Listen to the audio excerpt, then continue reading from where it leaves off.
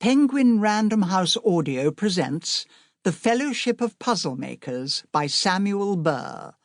Read for you by Penelope Keith and Russell Tovey.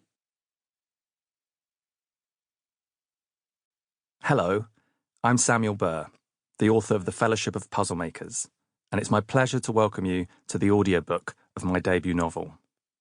This is the story of an extraordinary society of brilliant minds, united by their love of fiendishly difficult challenges, and a mystery at the heart of their community, just waiting to be solved. How did a baby boy called Clayton come to be abandoned at their door? Where on earth did he come from? And what does his future hold? Ultimately, this is a book about the greatest puzzle of all, finding our place in the world. I knew when I first put pen to page that I wanted to make something unique, to create a book composed not just of entertaining prose, but challenging puzzles too. Puzzles form a part of all of our lives. We all have memories of playing with a shape sorter as a child, tackling a jigsaw with our grandparents, or even Wordle on the tube. But more importantly, I knew when I started writing this book that puzzles are pure escapism. And right now, I think that's something we could all do with. Of course, we've had to adapt the text for this audio reading experience, sometimes describing the puzzles that are set out on the page. But we've made sure it's every bit as entertaining and challenging as the paper equivalent. If you'd like to keep a pencil and paper to hand, you're very welcome, but it's not essential, and I'm sure you'll be suitably stimulated following Clayton piecing together the clues of his past and helping him on his way. So, without further ado, it's my enormous pleasure to welcome you to the Fellowship and hand you over to our two incredible readers, the wonderful Penelope Keith and the brilliant Russell Tovey. I hope you enjoy your time with Clayton, Pippa, and the Puzzlemakers. Happy puzzling. The Fellowship of Puzzlemakers. Membership Register. Miss Pippa Allsbrook, Chief Cruciverbalist, Founder and President. Mr. Clayton Stumper, Club Secretary and Estate Manager. Mr. Hector Haywood, Jigsaw Artist and Deputy President. Mr. Earl Vosey, Master of Mazes.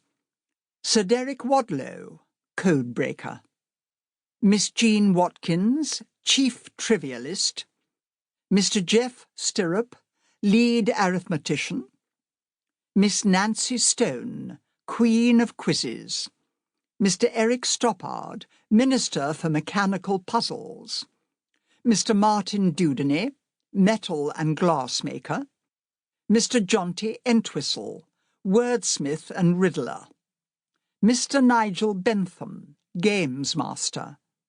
Miss Angel Webster, Housekeeper. Prologue, 1991. LTARDBT,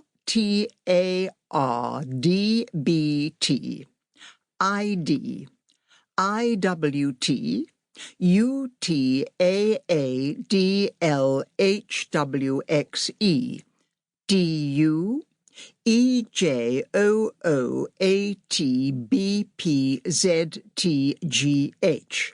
Exclamation mark.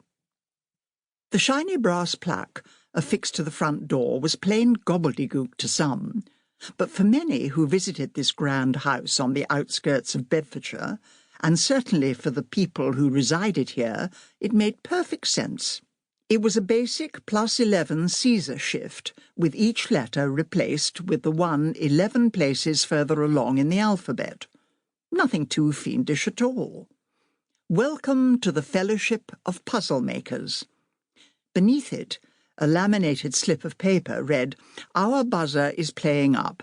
Press and hold it, else it sounds like Morse code. Better still, try the knocker. One of us is usually in. No junk mail, please."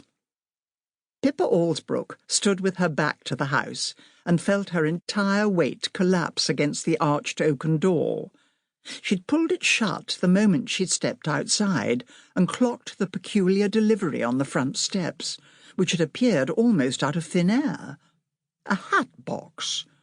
It looked just like any other, with its black leather exterior, gold trim, and the letters H.H. embossed in gold on the hexagonal lid.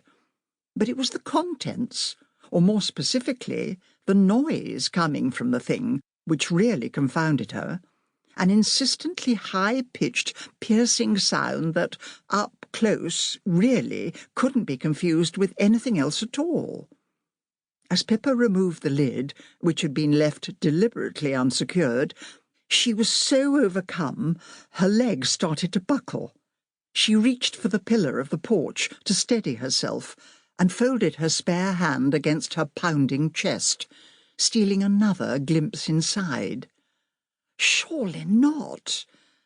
Tucked inside the flowery paper lining of the box, a beautiful little baby, presumably no more than a few days old, was swaddled in a custard-yellow blanket, crying its heart out. "Oh, my darling, where the devil have you come from?" The boy's squalling briefly tempered as Pippa peered down at him, their eyes meeting. "Aren't you just the most beautiful little thing?"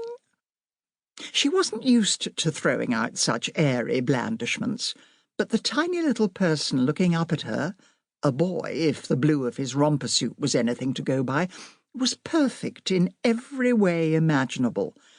He had golden wisps of hair whipped on his head like spun sugar, cheeks as plump as a pudding, and the palest blue eyes, so piercing they seemed to penetrate her own. Pippa gathered up her tweed skirt and crouched down on the steps. She reached gingerly inside the box. First, she wiped away the silvery trail of tears. Then she stroked her thumb along the tiny boy's nose, before bopping it once, twice, 3 times, as if checking he were real, that this wasn't all a dream. "Boop," she heard herself say in a light sing-song voice. "Boop, boop, boop." The baby, soothed by the gesture, went very still for a moment. She looked at him. He looked at her. She felt his tiny hands curl around her finger before his flailing arms suddenly shot upwards. He was reaching out for her. She tucked one hand carefully under his head and the other beneath his back, without hesitating, and hoisted him out of the box. "Shh, now," she whispered gently in his ear. "I've got you. I've got you." He was so unbearably soft, she couldn't help but press their 2 faces together. With his velvety skin brushing against hers, Pippa kissed him on the head, his nose, the tiny dimple of his chin. He smelled like the inside of a milk bottle, of freshly baked bread and imperial leather. It was only when she nestled the baby boy into the crook of her arm that she caught it. There, in the dense shrubbery either side of the long gravel drive, was a definite flash of something ahead of her, a scampering. It wasn't the faint scuttle of an animal, nor the wind rustling the branches, but a human movement somewhere in the distance. She was certain of it.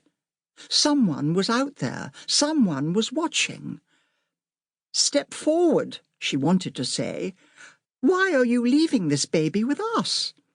But just then the baby's tiny little fist reached out and wrapped around her middle finger, and she knew in that moment that their fates were sealed. "That's it," she murmured, soothingly, gently rocking the boy from side to side in the dappled morning light. Their 2 pulses were beginning to settle into each other. "You're safe now." For Pippa Allsbrook, in all her 64 years on this earth, there had never been a moment as miraculous nor utterly fated as this one. It was the solution she'd spent a lifetime searching for. The missing piece. Part 1. CEPO IRNT N-A-E. Sample complete. Ready to continue?